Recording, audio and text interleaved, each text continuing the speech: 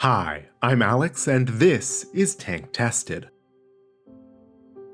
Today, I'll be sharing with you a collection of 7 beautiful terrariums. These are BiOrbs, 20-inch spheres designed to provide light, water, and air to the plants inside. These BiOrbs were set up back in 2019 at Aquashella Chicago. Here's judge and aquascaper George Farmer taking a long look at each of the BiOrbs. But I'd like to know which one you like best, so leave a comment in the description below.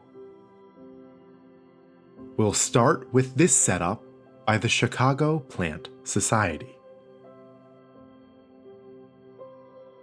This design makes full use of the space while leaving room for the plants to grow.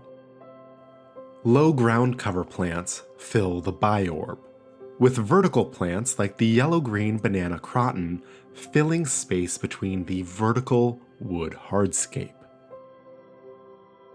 This scape is filled with details and a nice variety of leaf shapes, growth patterns, and colors. It is a simple and understated scape that still delivers a big impact.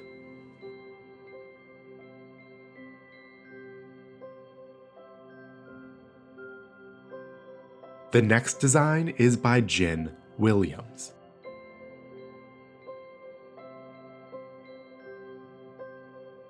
This scape sits lower in the BiOrb and relies on a jungle of ground cover plants. A mix of small ferns and tiny speckled begonia leaves keep your attention. Hidden within the green are small pieces of blue ceru stone and fallen driftwood.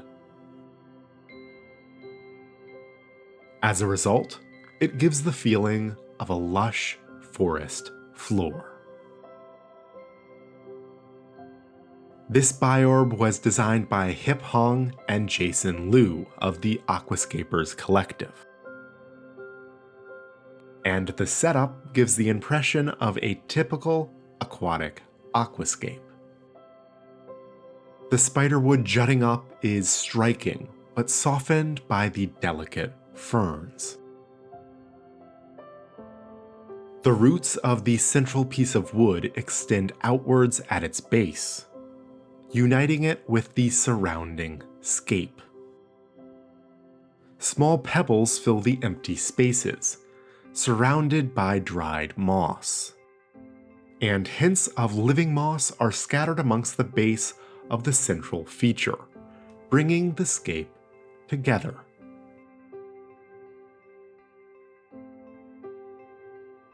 As we near the halfway point of our tour, consider giving a like and sharing this video. And don't forget to hit the subscribe button. This scape by Fiona 2 makes full use of the vertical space of the BiOrb. Filling the floor of the terrarium is a full bed of leafy stems, giving the tank an overgrown and lush feel. At the bottom of the scape is a burgundy bromeliad that adds a hint of color to an otherwise green design. And that pop of color is echoed above with a second bromeliad perched on the branches that extend upward. The design of this scape is simple, but it references a typical flower centerpiece, which helps to make this BiOrb a great focal point.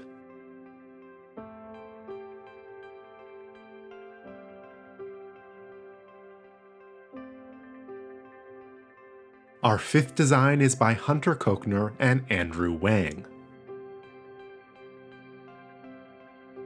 The base of the terrarium is filled with dried grass and creeping plants and ferns. A few pieces of dark rock peek through, suggesting an eroded forest floor. The focal point of this scape is a central wood stump, accentuated with several bromeliads. It demands attention and lifts the center of gravity of the scape up from the forest floor. The ground below may not be as showy, but it has enough detail to hold the eye. It's a well-balanced scape that doesn't feel overcrowded.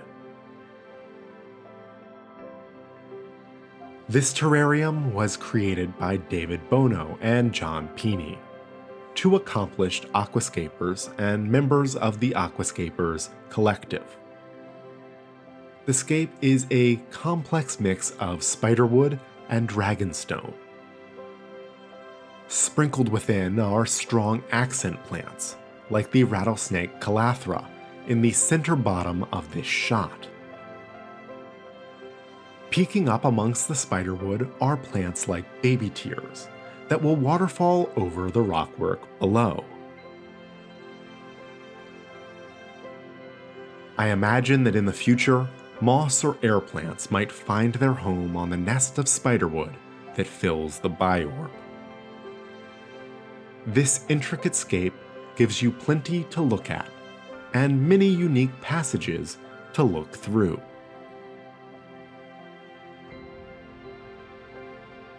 The final BiOrb we'll be looking at is by Tanner Serpa.